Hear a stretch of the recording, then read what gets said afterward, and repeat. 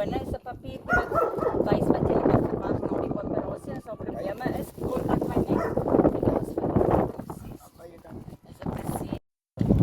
Dis ons kosies vir haar, 'n blikkie kos oom en dan 2 ekstra sakkies. En hier is 'n kaartjie. En dit is wat jy kan verwag na die sterilisasie. So as daar probleme is, kontak my. Okay.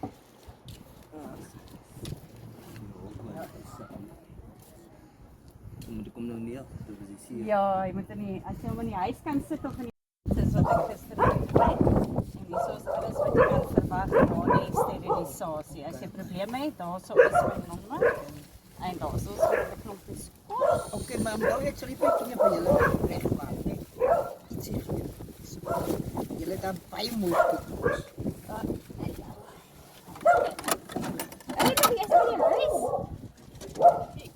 Ai, jy nou jy wakker. Baie dankie. Dit is 'n groot plesier. Sy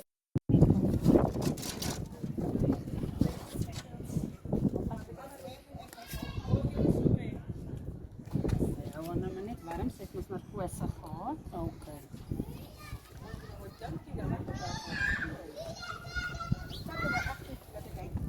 Die dokter sê, daar's klomp kleintjies so, dis 'n skanker.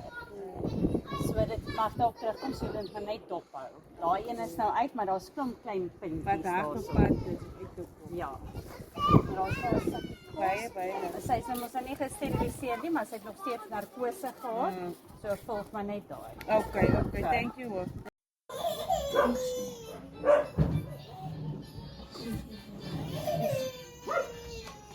Le.